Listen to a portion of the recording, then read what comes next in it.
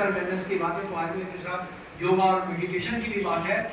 मैंने एक बार बनारस हिंदू यूनिवर्सिटी हमारे डायरेक्टर थे professor K Udupa, he was a renowned thyroid surgeon and मैंने उनसे पूछा कि सर व्हाट इंस्पायर्ड यू कि आपने यहाँ इस यूनिवर्सिटी हॉस्पिटल में योगा क्लिनिक शुरू किया and he have written many books on stress and its management by yoga science and philosophy because of health से रिलेटेड उनका योगा वगैरह।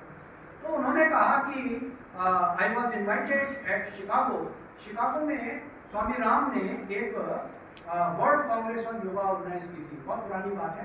स्वामी राम ये वो व्यक्ति हैं जिन्होंने ऋषिकेश के पास जॉली ग्रांट में हिमालयन इंस्टीट्यूट हॉस्पिटल बनाया, now it is Himalayan institute medical university. तो अब तो स्वामी राम नहीं रहे। तो स्वामी राम ने मुझे डॉक्टर रूपा ने कहा कि मैं क्यों योग की तरफ डाइवर्ट हुआ। Swami Ram offered himself to the scientific community to conduct their experiments on his body. अब स्वामी राम ने कहा मेरा पल्स लीजिए, ऑसिलोग्राफ पे पल्स का ट्रेसिंग आ रहा है। Then Swami Ram said, I am going to stop my pulse. Pulse सब डिसअपियर होगी, स्ट्रेट लाइन आ गई oscillograph. Then Swami Ram said to take my ECG, electrocardiograph. अब ECG का ट्रेसिंग आ रहा है, PQRS इंटरवल आ रहा है। स्वामी Ram said, I am going to stop my heart. रुक गया हार्ट, स्ट्रेट लाइन आ गई, जैसा पिक्चर में देखते हो डेथ हो गई पेशेंट की, straight line. Then Swami Ram said to take my EEG, इलेक्ट्रोएन्सेफेलोग्राफ। EEG दिया जा रहा है। स्वामी राम ने कहा, now I am going in samadhi, deep trance, and then there was prominent alpha wave, highlighting quiet and calm, relaxed, pleasant state of mind. Anshuman जी बाद में स्वामी राम ने कहा, don't think that I have stopped my pulse और I have stopped my heart. मैं योगिक क्रिया के द्वारा हृदय और नाड़ी की गति को इतना लो लेवल पे ले गया where your equipment is not in the condition to record it, to जज इट। तब डॉक्टर रूपा ने कहा, आई वाज कन्विंस्ड कि how by Ayurveda we can keep our involuntary movement under voluntary control. समझे आप? और डॉक्टर रूपा बोले कि मैं जो स्ट्रेस के चलते एंजाइना हो जाता था और मुझे जो है हाई डोज ऑफ ट्रैंक्विलाइजर दिया गया था, मैंने सब छोड़ा, योगा शुरू किया। सब बोले कि मेरा वो ट्रैंक्विलाइजर वगैरह सब छूट गया। और उसके बाद डॉक्टर रूपा ने बनारस यूनिवर्सिटी लौटे, चूहे को पूंछ पकड़ के आधा घंटा लटका दिया। अब आधा घंटा वो लटका हुआ है शीर्षासन की मुद्रा में। अब जब उसका ब्रेन डिसेक्ट किया and there were tremendous changes were reported in the brain, doctor Rupa ने कहा ये तो कमाल हो रहा है। And then there was a lot of criticism about doctor Rupa in magazine, this is the most unhuman way of animal experimentation. Then Dr. Rupa stopped working on animals and started working on healthy volunteers। एक 10 आसन के कुलवैनंद आश्रम है वहाँ पुणे वाला, उनके साथ collaboration में 10 आसन का पैकेज सेलेक्ट किया और हेल्दी वॉलंटियर्स को उसमें योगिक क्रिया फिजिकल आसन भी है, मुद्राएं भी है और कुछ ये मेडिटेशन वगैरह 10 आसन का पैकेज करके और 3 महीना 6 महीना साल भर सबका जो है वो ब्लड इवेल्युएशन भी हो रहा है और देखा जा रहा है कि साहब ब्लड ग्लूकोज पे क्या इफेक्ट है, सीरम प्रोटीन पे क्या इफेक्ट है, एसिटाइलकोलिन, कैटेकोलामिन, हिस्टामिन पे क्या इफेक्ट है। और तब उन्होंने देखा कि शवासन की कंडीशन में there is a significant fall in catecholamine which is sum total of adrenaline and noradrenaline. और जब आप मेडिटेशन में है देन एसिटाइलकोलिन का लेवल बढ़ रहा है। मैं अभी डॉक्टर गणेश जी से यही कह रहा था, कई बार लोग कहते हैं अरे भाई ध्यान लगाते हैं और हम ध्यान में नींद में चले जाते हैं। अरे नींद में चले जाते हो मेरे दोस्तों तो ध्यान है ही नहीं। नींद में तो जो रिलैक्सेशन है, शवासन है, तो नींद आ जाएगी and then there will be significant fall in the catecholamine level. ध्यान में जो है चेतना कॉन्शियसनेस बनी रहती है, उसमें एसिटाइलकोलिन बढ़ता है। समझिए the basic difference between meditation and relaxation, between dhyan and shavasana. Shavasana में रिलैक्सेशन है, उसमें significant fall adrenaline not adrenaline combinedly called catecholamine उसका है। ध्यान मेडिटेशन में एलिवेशन ऑफ एसिटाइलकोलिन, उसमें चेतना का स्तर जो है वो कॉन्शियसनेस का लेवल इसमें हाई रहता है।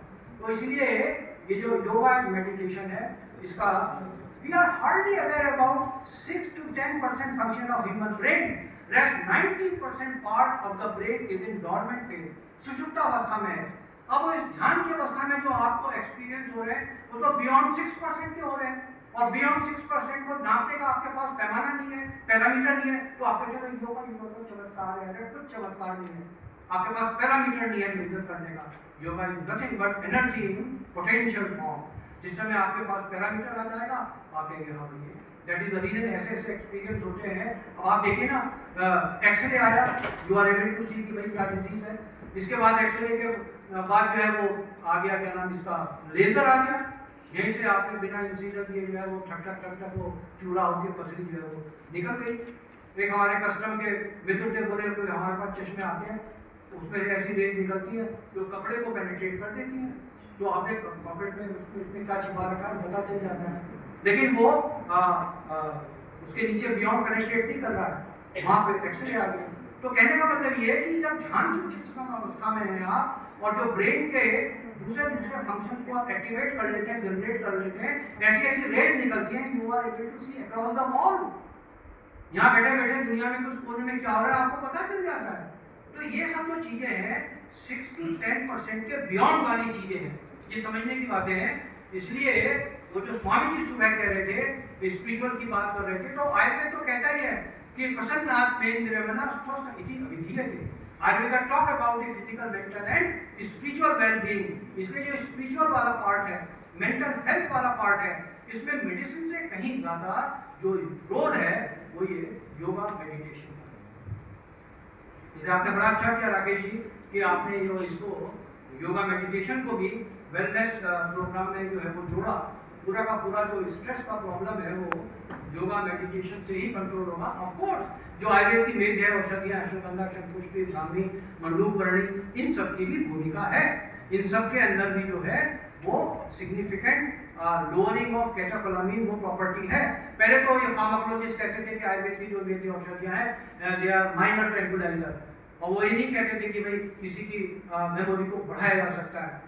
अब देखिए वो विवेकानंद ने कहा है ना, you put out the covering of ignorance, the knowledge will come out. अज्ञानता का आवरण हटाइए, ज्ञान का उदय अपने आप होगा। ज्ञान कहीं बाहर से थोड़ी आएगा, ज्ञान तो ऑलरेडी है, उसके ऊपर अज्ञानता का आवरण है।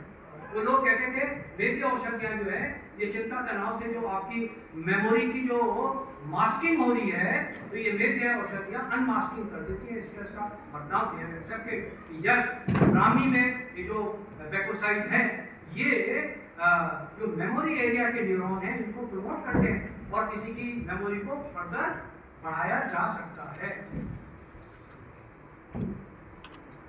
वेलनेस रिट्रीट आप खोल सकते हैं। तो नेपाल के लिए बेनिफिट क्या होगा इसका? अल्टीमेटली फॉरेन एक्सचेंज अर्निंग बढ़ेगी, होटल ऑक्यूपेंसी बढ़ेगी, हॉस्पिटैलिटी सेक्टर प्रमोट होगा और लोकल बिजनेस का डेवलपमेंट होगा। इस तरीके से जो हेल्थ और वेलनेस के जो प्रोग्राम है इनको टूरिज्म से अगर हम इंटीग्रेट करेंगे, लिंक करेंगे, तो नेपाल की जीडीपी में भी इसमें बहुत फायदा अवश्य होगा। और हर्बल मेडिसिन का जो है एक्सपोर्ट बढ़े, इसके लिए एसेंशियल ऑयल, सुबह वैद्यनाथ वाले डॉक्टर प्रमोद जी भी बात कर रहे थे जब वाइस प्रेसिडेंट साहब बैठे थे, तो एसेंशियल ऑयल, हर्बल टी तैयार हो, ऑर्गेनिक कॉस्मेटिक्स, बहुत मार्केट है, दुनिया भर में मार्केट है। Increase export, improve trade balance, higher foreign currency inflow, ये सब जो इकोनॉमिक जो बेनिफिट होंगे यहाँ की पब्लिक को through Ayurveda and through promotion of yoga meditation. Research and innovation is very important. आज कोई भी आपकी बात को ऐसी आंख बंद करके नहीं स्वीकार करने वाला है। इनोवेशन, नई नई टेक्निक आपको डेवलप करनी पड़ेगी, एक डाटा जनरेशन आपको करना पड़ेगा, development of new herbal formulation, classical formulation के अलावा रिसर्च बेस्ड ओन फॉर्मुलेशन आप अपने तैयार कर सकते हैं। Scientific validation of traditional medicine ये बहुत जरूरी है। There is a need to have integration between tradition and technology, और उसके माध्यम से एक साइंटिफिक पैरामीटर के आधार पे जब आप आयुर्वेद को इंटरप्रेट करेंगे तो जो आपका 12th पास करके बच्चा बीएमएस में आ रहा है उसके अंदर भी आयुर्वेद के प्रति, अपने शास्त्र के प्रति, अपने सिस्टम के प्रति श्रद्धा और विश्वास डेवलप होगा। नहीं तो आंख बंद करके आज का बच्चा भी जो है उसको ऐसे एक्सेप्ट करने को तैयार नहीं है। प्रोडक्ट का स्टैंडर्डाइजेशन बहुत जरूरी है, जो उसमें एल्कलॉइड है वो मौजूद है कि नहीं है, तो आपको अपने रिसर्च एंड डेवलपमेंट सेक्शन में देखना पड़ेगा क्रोमेटोग्राफी स्टडी में कि उसमें वो सब एल्कलॉइड मौजूद भी है कि नहीं है, क्योंकि आजकल ओरिजिनल प्लांट फिर उसका सब्स्टिट्यूट आ गया, फिर उसका एडल्टरेंट भी आ गया, इसलिए स्टैंडर्डाइजेशन जो है हर्बल प्लांट का वो बहुत जरूरी है। इंटेलेक्चुअली प्रॉपर्टी राइट की आजकल सबसे बड़ी बात होती है, और इसके चलते जो इकोनॉमिक आउटकम होगा, बाहर से आपके देश में इन्वेस्टमेंट बढ़ेगा, हायर वैल्यू प्रोडक्ट बनेगी। इसीलिए हमारे तो प्रधानमंत्री मोदी जी कहते हैं कि भाई आप जब तक रिसर्च के द्वारा क्वालिटी प्रोडक्ट तैयार नहीं करोगे, वही आपकी प्रोडक्ट को नहीं खरीदेगा। इसलिए हम कई बार कहते हैं वहां से बैन कर दिया जाए, वहां से बैन कर दिया जाए। लोगों के पास पैसा है, लोग पैसा देना चाहते हैं, अच्छी चीज लेना चाहते हैं। आप अगर अच्छी चीज तैयार नहीं करेंगे तो सस्ती के नाम पे कोई आपकी चीज को नहीं खरीदेगा। इसलिए क्वालिटी प्रोडक्ट जो है वो बहुत जरूरी है, हायर वैल्यू प्रोडक्ट। और क्योंकि आजकल पूरा कंपटीशन का जमाना है, इंटरनेशनल कॉम्पिटिटिवनेस है, तो आपको अपने प्रोडक्ट में जो है वो क्वालिटी पैदा करनी पड़ेगी। ये सब वही चीजें जो हमने अब तक डिस्कस करी, और इस सब के चलते जो कंट्रीब्यूशन होगा जीडीपी में वो through consumer spending on health care product, investment in farms and industry, government support for Ayurvedic institution. Bharat में तो अब ऐसे प्राइवेट कॉलेजेस की भरमार हो गई, mushroom growth of Ayurvedic colleges हो गई, एक बिजनेस एक इंडस्ट्री की तरह आयुर्वेद वहां चल रहा है, जिसकी चलते जो है वो क्वालिटी टीचर भी नहीं है, क्वालिटी स्टूडेंट भी नहीं है। तो ऐसा नहीं होना चाहिए, लेकिन जिन्होंने संस्थाएं खोल रखी है उनका ऑब्जेक्टिव है कि सब पैसा कमाना है, लेकिन आपका प्रोडक्ट कैसा निकल रहा है इसकी चिंता किसी को नहीं। तो इसलिए यह ध्यान में रखना बहुत जरूरी है। गवर्नमेंट को इफेक्टिव कुछ अपने रेगुलराइजेशन करना चाहिए कि जो है कम से कम जो ग्रेजुएट जो निकले वो अच्छे तरीके से पारंगत हो। Export of herbal product and wellness services, ये सब जीडीपी में अल्टीमेटली कंट्रीब्यूट करेंगी।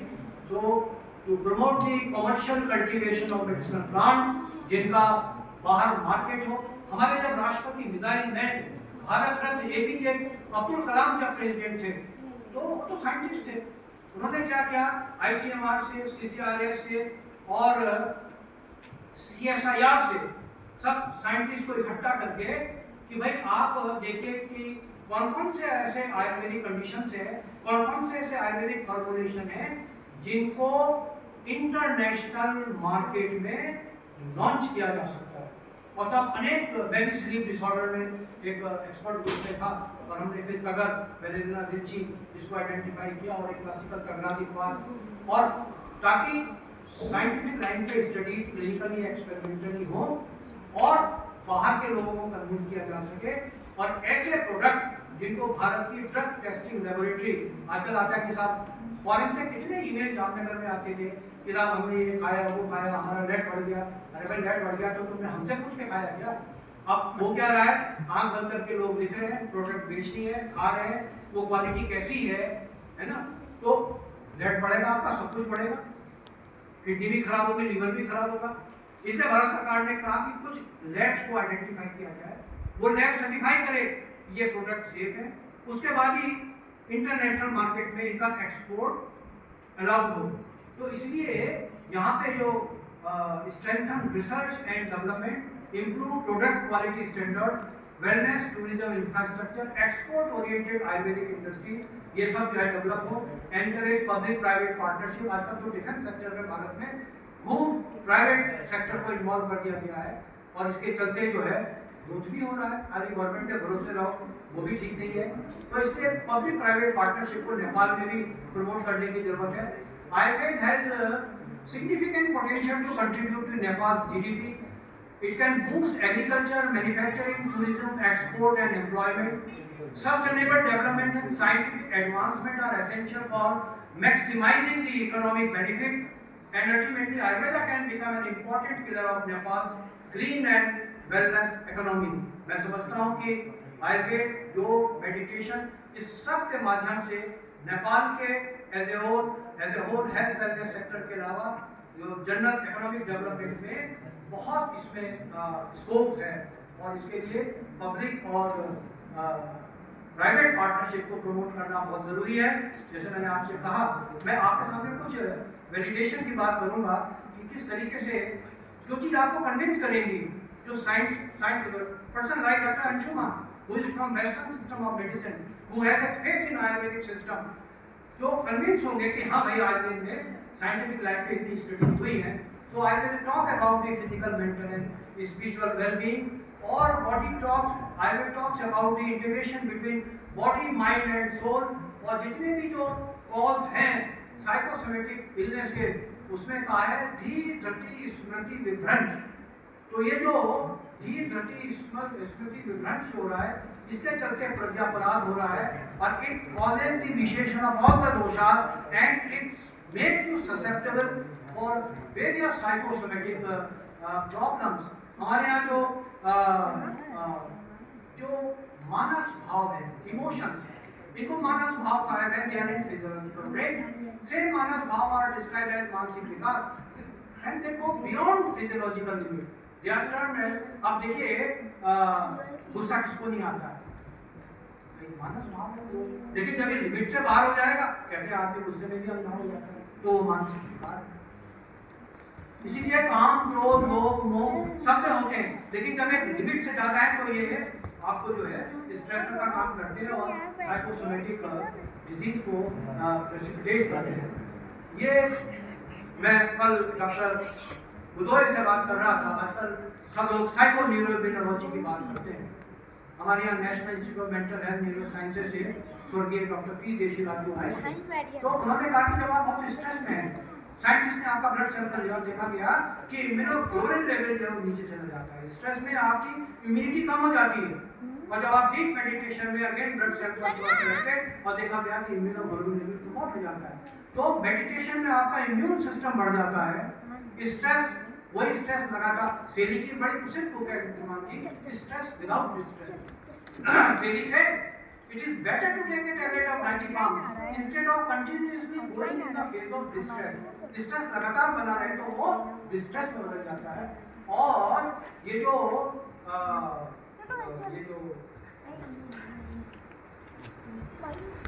केटाकोलामीन, हार्ट अटैक में केटाकोलामीन भी बढ़ जाता है। केटाकोलामीन का जब इंजेक्शन को दिया गया तो उन डॉग्स के हार्ट में ऐसे नेक्रोटिक चेंजेस हो गए जैसे ह्यूमन हार्ट में होते हैं मायोकार्डियल इंफार्क्शन में। तो ये डिस्ट्रेस बहुत कराती है। केटाकोलामीन का जो कैटाबॉलिक इफेक्ट है वो ऑर्गेनाइजेशन करता है, ब्लड सप्लाई कंप्रोमाइज हो जाती है, then create lot of wear and tear phenomena. तो आयुर्वेद में जो है ये इम्यूनोलॉजी का कॉन्सेप्ट देखिए, चरक सूत्र स्थान 25वें अध्याय में 40वां श्लोक है, जो कहता है कि हर्ष का वृंदावन इफेक्ट है। हर्ष और pleasant state of mind, happiness as a nourishing effect. विषाद, दुख, depression, unhappiness, it is a aggravating factor for all the diseases and show grief that causes क्षय और emaciation। तो हमारी जो मानसिक स्थिति है इसका पूरा का पूरा ब्लड बायोकेमिस्ट्री पे इफेक्ट हो रहा है। इससे खूबसूरत साइको न्यूरोलॉजी का कॉन्सेप्ट आपको कहाँ मिलेगा? हजारों साल पहले देखिए चरक ने इसकी बात करी। ये भी कहा कि यदि आपका जो है आप प्रॉपर डाइट ले रहे हैं, प्रॉपर मात्रा में ले रहे हैं, पथ्य भोजन कर रहे हैं, लेकिन अगर आप चिंता, शोक, भय और क्रोध और रात्रि जागरण से ग्रस्त हैं तो वो पथ्य भोजन भी आपको नहीं बचेगा, आपकी अग्नि विषम हो जाएगी, आम का फॉर्मेशन हो जाएगा। ये आम मैंगो नहीं है, आम इसे histotoxic product which is a positive factor for all the disease condition. तो इस तरीके से जो मेंटल स्टेट है ये बहुत डिजीज यहीं से शुरू हो जाती है भाई। इसलिए इसको साइकिक सेटअप को ठीक रखिए तो सोमैटिक सेटअप अपने आप को ठीक रखिए। और यहीं पे जो स्वामी जी तपोवन वाले सुबह जो बात कर रहे थे वो मानसिक स्वास्थ्य और आध्यात्मिक स्वास्थ्य, उसमें योगा, मेडिटेशन, वो सब इसमें आपको साइकोसोमेटिक जो वेलनेस की बात है हमें तो कंट्रोल करना है, तो ये चीजें डेवलप ही ना हो। तो आयुर्वेद में कहा कि इन वेगों पे आपका कंट्रोल होना चाहिए। शोक, लोभ, भय, ईर्ष्या, ये सब जो एक्सेसिव राग, एक्सेसिव अटैचमेंट, इन सब पे कंट्रोल होना चाहिए। आचार रसायन, सोशल कोड ऑफ कंडक्ट है, उसकी जनरल एथिक्स है, चोरी ना करें, गुरु का सम्मान करें, माता पिता की सेवा करें, पर स्त्री पे नजर न रखें, ये सब आचार रसायन में चरक में बताई गई। इनका आप पालन करेंगे तो कोई स्ट्रेस का प्रॉब्लम नहीं होगा। ट्रूथफुलनेस, प्लीजिंग इन स्पीच और अल्कोहल, मदिरा पान का, एक्सेसिव सेक्स इंटरकोर्स, इन सबसे थोड़ा अवॉइड करें। मंत्र जाप करते रहें, शुद्धि करें, तो ये सब आपके हेल्थ और वेलनेस के ऑब्जेक्टिव को अटेन करेंगे, प्रिवेंशन करेंगे साइकोसोमेटिक प्रॉब्लम से। अब यहाँ पे शास्त्र के अलावा जो रिसर्च के बाद जिन चीजों को आइडेंटिफाई किया गया, तो ये देखा गया कि बना अति बना ये बच्चों के लिए बेस्ट है हेल्थ प्रमोशन के लिए। मिडिल एज जो स्ट्रेस वाला पीरियड है, इसमें arjun that is the best medicinal herb. Adult ashwagandha is the herb of choice. Amalaki is the richest source of vitamin C. एक दर्जन संतरे में जितना विटामिन सी होता है, उतना एक सिंगल आंवला फ्रूट में विटामिन सी होता है। और हर एज ग्रुप के लिए तुलसी, इंदिरा गांधी रोज 10 पत्ते तुलसी के चबाती थी। Tulsi excellent anti stress. For the health of the brain, shankhpushpi, मंडूकराणी, Brahmi, भद्रा, ज्योतिषमती, गुडूची, ये जितना भी ब्रेन के लिए जो है उसके लिए बहुत अच्छा है। और सेरेब्रल एथेरोस्क्लेरोसिस के लिए, डिमेंशिया के लिए, उसके लिए बहुत अच्छा है। इसके अलावा for the health of the heart, arjuna bark, guggulu, pushkarmool, पुष्प आजकल पुष्कर मूल वेनिशिंग स्पीशीज है, मिलता नहीं है, तो उसके सब्स्टिट्यूट के रूप में पुष्ट और कूट ससुरिया लापा यूज करके। Guggulu is established hypolipidemic and hypocholesterolemic herb है। पुष्कर मूल, इनुला रेसिमोसा, ये एंटी हाइपरलिपिडेमिक है। इसके अलावा कोरोनरी डायलेटर है और एंटी हाइपरग्लाइसेमिक है। एंटी हाइपरग्लाइसेमिक वो हर्ब है जो बढ़े हुए शुगर को नीचे ले आए। बस इस touches normal there is no further fall. True hypoglycaemic वो है जो नॉर्मल शुगर को भी फर्दर नीचे ले आए। तो इसलिए आपको देखना पड़ेगा कहाँ आपको हाइपोग्लाइसेमिक हर्ब यूज करनी है, कहाँ आपको एंटी हाइपरग्लाइसेमिक हर्ब जो है वो यूज करनी है। इस तरीके से जितनी भी रेस्पिरेटरी ट्रैक की जो एलर्जी से रिलेटेड प्रॉब्लम है, तो उसके लिए हल्दी, मासा, मुलेठी, शिरीष, एल्बिया, लेविक, आयुर्वेद में इसको विषम ने कहा है। आयुर्वेद में तो इसके लीव्स की बात है, लेकिन जो रिसर्चेज हुई है वो शिरीष के बार्क पे हुई है। इट हैज एंटी हिस्टामिनिक और इंडोजिनस कॉर्टिसोल को प्रमोट करता है, इसलिए अस्थमा में, कॉर्टिसोल डिपेंडेंट अस्थमा में भी ये बहुत इफेक्टिव है। For the health of the stomach, जहाँ गैस्ट्रिक अल्सर हो रहा है, ड्यूरिनल अल्सर हो रहा है, वहाँ आमलकी और भृंगराज, शतावरी। और for the health of the liver, bhumi amalaki, pippali, कालवे, कुटकी, पिपलोराइजा पूर्वा, है ना, और चिरायता भी इसमें आप ले सकते हैं, ये लिवर के लिए बहुत अच्छी है। एलिमेंट्री कैनाल, जहाँ कॉन्स्टिपेशन का प्रॉब्लम है, वहाँ हरीद की यूज कर सकते हैं। और जहाँ डायरिया का प्रॉब्लम है, कोलाइटिस है, वहाँ कुटक और बेल इसका बहुत अच्छा यूज है। For the health of the pancreas, जहाँ ब्लड शुगर का प्रॉब्लम है, वहाँ तेज पत्र, जामुन की गुठली, विजय सार का पेड़ होता है, टेरोकार्पा मार्सुलियम, इसकी छाल हटा के जो अंदर का कास्ट है उस पर बहुत काम हुआ है। और ये रैट्स में भी एलेक्सॉन मॉडल पे देखा गया, और ये बीटा सेल रीजनरेशन में इसका रोल है। और आजकल इसके मार्केट में लकड़ी के ग्लासेस भी आ गए, रात को पानी लेके सुबह लाल हो जाता है, उसको पी लीजिए। करेला का पूरा स्ट्रक्चर ही पैंक्रियास जैसा है, और जितना अमाइनो एसिड का चेन इंसुलिन में, उससे एक एडिशनल चेन इसमें है जिसकी वजह से इसका ओरल एंटी डायबिटिक एक्शन जो है वो प्रिजर्व रहता है। Karela is very good anti diabetic. Chirayata is also very good anti diabetic, insulin के ऊपर डायरेक्ट रिलीजिंग एक्शन है। और for the health of the urinary tract, punarnava, जिसका नाम ही है पुनर्नवा, जो बार बार नया करे। Kidney and it's regeneration monograph publish है। गोखरू, it is also a diabetic, good for the health of the kidney. Chinese scientists have identified one saponin in gokru which is coronary dilator. इसलिए ischaemic heart disease में भी गोखरू बहुत effective है।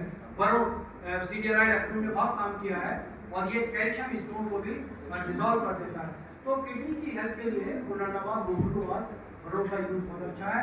For the reproductive health, जहाँ anxiety के चलते pre mature ejaculation हो रहा है, वहाँ का drug of choice is ashwagandha. और जहाँ डिप्रेशन के चलते इरेक्टाइल डिसफंक्शन हो रहा है वहाँ कभी कच्छू और डिफिनाप्रोडेंस जो कि थोड़ा एंटी डिप्रेसेंट इसमें लीवोडोपा के चलते ये है। और for the health of the female genital tract शताब्दी अशोक है जवापुष्प हिबिस्कस आईसीएमआर ऑनर में काम किया और ये एंटी फर्टिलिटी प्रोग्राम में भी ये काफ़ी यूज होता है। गुड़हल का फूल जो देवी के ऊपर चढ़ाया जाता है। या कुछ जो ऑब्जर्वेशन मैं आपके सामने रखता हूँ, ये नेपाल में भी बहुत होता है, भारत में भी होता है। सिनामोन संभाल तेजपात जिसको आप राइस पुलाव में डालते हैं, it is very good anti diabetic. इसका पाउडर 1 चम्मच 3 बार before breakfast lunch and dinner देते हैं। 1 मंथ में it reduces significantly fasting sugar and insulin को बढ़ा रहा है। ब्लड शुगर कम हो रहा है, इंसुलिन बढ़ रहा है। ये देखिए फास्टिंग सैंपल में दिया, शुगर कम हुआ और इंसुलिन एकदम बढ़ गया। So तेजपत्ता reduces the blood sugar through promoting the insulin. Vijay Sarkarokapam Marsmukiam also very good anti-diabetic, reduces the fasting and post-prandial blood sugar. धूम मचाई कोरोना में गुडूची ने, गिलोय ने, और ये चरकोपचार वेद रसायन में है। It is also very good anti-diabetic. और स्टेटोजोटोसिन इंड्यूस्ड डायबिटिक मॉडल पे ये बीटा सेल रीजनरेशन वाला इसमें एक्शन है।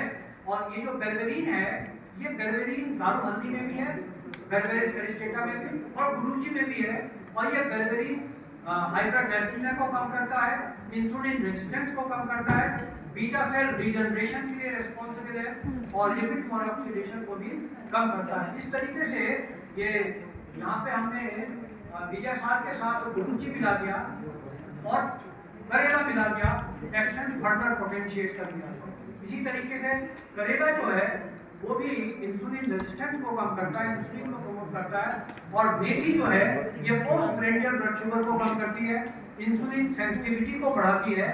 और इसके साथ साथ जब इसको मेटफॉर्मिन के साथ दिया गया तो मेटफॉर्मिन की डोज भी जो है वो कम हो गई। शरीफा जिसे हम कस्टर्ड एप्पल करते हैं, इसका ग्लाइसेमिक इंडेक्स बहुत ज़्यादा होता है, ये डायबिटिक पेशेंट को नहीं देना चाहिए। लेकिन नेचर का कमाल देखिए, उसी शरीफे की जो पत्तियाँ हैं वो एंटी डायबिटिक हैं। और शरीफे की पत्तियों को जब मेटफॉर्मिन के साथ दिया गया तो 50% डोज जो है वो मेटफॉर्मिन का कम हो गया। Chirayata also a very good anti diabetic, fasting and post prandial sugar को कम करता है। बहुत सी ऐसे मेडिसिनल हर्ब्स हैं जो आयुर्वेद में नहीं है लेकिन फोकलोर प्रैक्टिस में है। इसी में साउथ में ये पालघाट में ये मलय हरिद्रा इसको कहते हैं, कुलकुमा नीले से एक पत्ती दिन में 3 बार ट्राइबल को चबाने के लिए देते हैं। एक पत्ती का वजन 1 ग्राम होता है तो दिन में टोटल 3 ग्राम। हमने जो है वो 1.5 ग्राम 2 बार उसका पाउडर दिया और हमने देखा कि फास्टिंग पोस्ट प्रेंडियल शुगर कम हो रहा है और इंसुलिन भी बढ़ रहा है। इस तरीके से फोकलोर मेडिसिन पे भी आप काम करके और बाद में उसको अपने आयुर्वेदिक लिटरेचर में इंक्लूड कर सकते हैं। मामेट जो एनिकोस्टोमा लिटोरेट ये भी जो है फोकलोर प्रैक्टिस से बाद में आयुर्वेद में आया, वेरी गुड एंटी डायबिटिक। सर्पगंधा को बहुत ब्लड प्रेशर में यूज करते हैं लेकिन सर्पगंधा के चलते कुछ प्रॉब्लम भी होती है, कॉजेज ब्रेडिकार्डिया। इसलिए पैरासिम्पैथेटिक स्टिमुलेशन के कारण अगर अस्थमा का पेशेंट है उसको भी प्रॉब्लम हो सकता है। पेप्टिक अल्सर का हील्ड पेशेंट है उसका भी अल्सर प्रोलिफरेट कर सकता है। इसलिए ऐसे हाई ब्लड प्रेशर के रोगी जिनको एपिलेप्सी भी हो, ये जो है ये वेजिटल इंड्यूस कन्वर्जन को प्रमोट करता है तो उनको सर्पगंधा नहीं देना चाहिए। तो हमने कहा सर्पगंधा को हटा के कोई ऐसा ब्लड प्रेशर के लिए डेवलप किया है तो हमने ब्राह्मी, जटामासी, अश्वगंधा, पार्सी, दीवानी, शंखपुष्पी को मिला दिया, सर्पगंधा को अलग कर दिया। तो हमने देखा कि सिस्टोलिक और डायस्टोलिक ब्लड प्रेशर कम हो रहा है और हैमिल्टन एंजाइटी और Hamilton depression scale 3 psychiatric rating scale पे मेंटल हेल्थ में बहुत अच्छे रिजल्ट मिल रहा है। Very common motility disorder of intestine irritable bowel syndrome वो भी उसमें भी जो है जब गुटक अवलेख के बहुत अच्छे हैं। और ये जो पेठे की मिठाई आती है very good for anxiety disorder, इसमें भी हम लोगों ने बहुत काम किया।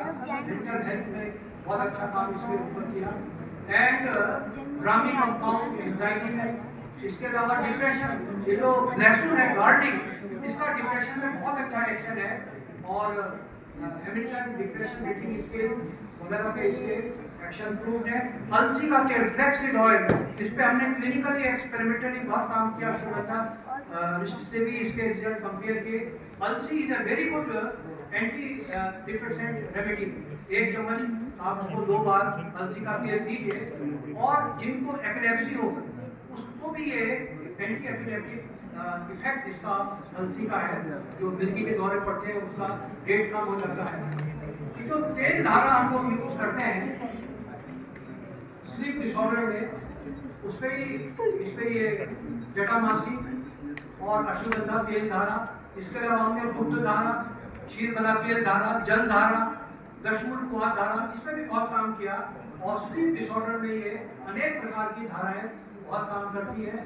लास्टली डिमेंशिया, एज बढ़ने के साथ साथ जो भूल जाने की प्रतिक्रिया है ना, वो बहुत खतरनाक है। अल्जाइमर का प्रॉब्लम है, डिमेंशिया, उसमें हमने ये सब शंकुश की वर्तुल पढ़ी, भल्लाकर, गुरुजी, इन सब के अलग अलग ग्रुप में दिए और बचाती के ग्रंथ से दिया।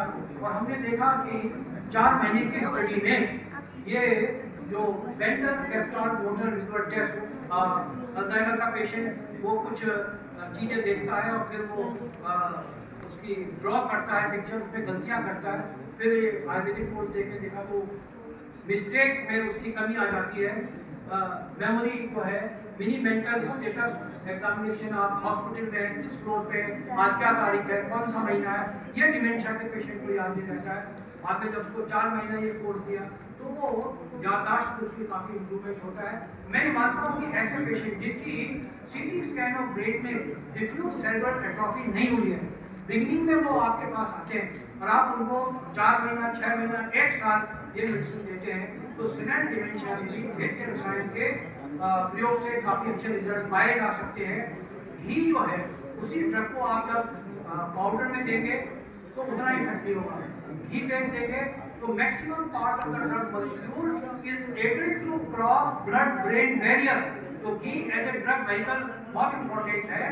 60 to 70% जो ड्रग का मॉलिक्यूल है वो it is able to cross blood brain barrier, that is the reason अधिकतर मानस रोग के जो फॉर्मुलेशन है वो सब आयुर्वेद में घी बेस्ड है। तो इस तरीके से अमल की रसायन पे भी हम लोगों ने काम किया और ब्राह्मी रसायन पे काम किया। कई बार लोग सोचते हैं भाई आपने ब्राह्मी का घी बना दिया तो बैकोसाइड है भी डिस्ट्रॉय हो गया। हमने चूहों को ओरल कैथेटर डाल के दिया और फिर वो बाद में पूंछ काट के जब उसका ब्लड एस्टिमेट किया तो उसमें बैकोसाइड ए दोनों पाए गए। इसका मतलब ये है कि घी कल्पना में भी वो बैकोसाइड रहता है। जब वो एब्जॉर्ब हुआ खाने के बाद तभी तो ब्लड में आया हुआ। इसलिए ghee kalpana is best for mental health. और यहाँ पे इसके लिए पार्किंसन के लिए कभी कच्छु और कौनसा, ऑस्टियोआर्थराइटिस के लिए शतकी गुगलू, इसके बहुत अच्छे रिजल्ट है। ऑस्टियोपोरोसिस के लिए आयुर्वेदिक फॉर्मुलेशन, ये जो अब्दुल कलाम साहब वाला गोल्डन ट्रायंगल प्रोजेक्ट था उसमें ऑस्टियोपोरोसिस वाला भी एक CCRS का प्रोजेक्ट था, उस पर हम लोगों ने काम किया। तो शेल काल से ज्यादा अच्छे रिजल्ट आयुर्वेदिक फॉर्मुलेशन में पाए गए। इसमें कुकुडान इसमें सब फाइटोएस्ट्रोजन होते हैं। हमारे अध्यक्ष जी आज के सेशन के कैंसर सर्जन हैं। ट्यूबरकुलोसिस में हमने जब रेस्पिरेटरी ट्रैक्ट की रसायन औषधियों का कॉम्बिनेशन एंटी ट्यूबरकुलर ट्रीटमेंट के साथ दिया तो ATT की टॉक्सिसिटी भी कम हुई और जो कैटेगरी 1 पेशेंट होते हैं ALV पॉजिटिव वो जल्दी ALV नेगेटिव हो गए। इसलिए मॉडर्न एंटी ट्यूबरकुलर ड्रग्स की टॉक्सिसिटी को कम करना, स्ट्रेप्टोमाइसिन की बायो अवेलेबिलिटी को बढ़ाना, इसमें अगर आप आयुर्वेदिक रेस्पिरेटरी ट्रैक्ट की रसायन औषधियां साथ में बढ़ा देंगे तो आपको उसमें ऐसे बेनिफिशियल रिजल्ट मिलेंगे। वो एक PhD लेवल का वर्क हमने डॉक्टर पूर्वी व्यास ऑस्ट्रेलिया में उसको बनाया एंड TB डिपार्टमेंट के लोग मेडिकल कॉलेज के हमारे साथ उसमें जुड़े थे। अंशुमान जी, डॉक्टर अग्रवाल जी, मैं आपसे बात कर रहा था मेडिकल कॉलेज जामनगर में। उन्होंने कहा देखिए कैंसर पेशेंट हमारे पास आता है हेड एंड नेक का, हम उसको रेडिएशन थेरेपी देते हैं, कीमोथेरेपी देते हैं।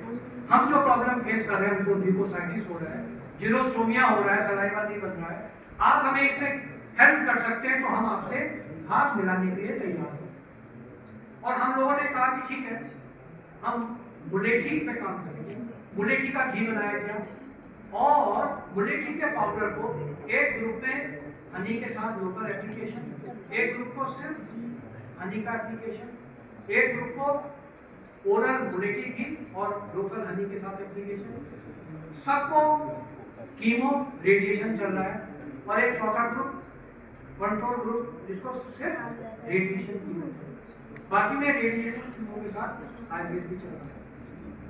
अग्रवाल साहब तो ऐसे मतलब सन हो गए कि मैं घनघोर आयुर्वेद विरोधी मैं इमेजिन नहीं करता था, और 60 to 70% रिलीज म्यूकोसाइटिस में भी है, जीरोस्टोमिया। अब उन्होंने कहा एमडी वाला लड़का तो 2 साल में चला जाता है, अब आप पीएचडी वाला फिर हमने पीएचडी वाला को उनको प्रोवाइड बनाया, उसको जीरोस्टोमिया दिया, उसमें हमने बुलेटी के साथ साथ तुलसी और ये गुडूची ये भी जो है मिला दिया, तो जीरोस्टोमिया में भी बहुत अच्छे रिजल्ट मिले। ये दोनों कैंसर वाली स्टडीज हैं जो रेडिएशन कीमो के साथ साथ आयुर्वेद दिया गया, तो म्यूकोसाइटिस और जीरोस्टोमिया के result. I would like to conclude within a 1 or 2 minutes, friends. Watertight compartment can't be made between body and mind, as both are interrelated and interdependent to each other. मानसिक भाव और psychic factors and प्रकृति psychosomatic constitution, along with healthy diet and lifestyle, should be taken into consideration for treating the lifestyle related or chronic psychosomatic disorder, जिसको हमने NCDs के अंतर्गत दे दिया। Organ specific रसायन आपकी added to the principal therapy may provide added result। Heart का problem है नर्सिन लगा दीजिए, किडनी का प्रॉब्लम है पुनर्नवा लगा दीजिए, लीवर का प्रॉब्लम है उसको चिरायता लगा दीजिए, कुछ लगा दीजिए, डायबिटीज है उसको तेज पत्ता लगा दीजिए, और जो दूसरी जो करेला लगा दीजिए। Whenever needed, Panchkarma procedure like Shirodhara, Nasya will provide beneficial results. Yoga, meditation, relaxation technique will further potentiate the therapeutic efficacy of the drug. Due to the richness and complexity of the compound in plants, herbal therapy has always been thought to have on multiple targets in the human body. Even one single compound can have multiple targets.